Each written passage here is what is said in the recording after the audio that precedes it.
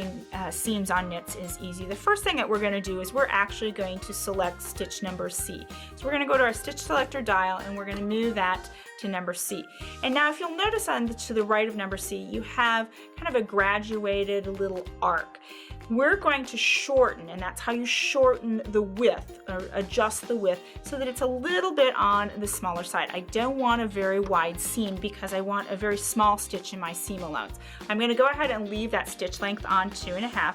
I'm going to align my fabric up with the 5/8 marking, and I'm using the standard presser foot. So I'm going to go ahead and sew, and it looks like I might want to go just a little bit smaller on that stitch width. I want that stitch width to be about, I'm going to say about a 1/4 or 1/5.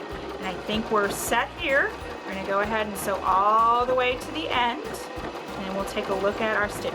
This is where you're going to use, or you would use this stitch if you, for instance, had a lighter weight knit that you didn't want to use with a serger, or you possibly didn't have a serger. And you can see here is that beautiful seam, a beautiful stitch for that seam, and you notice how that stitch stretches with that fabric, and that's what we really want.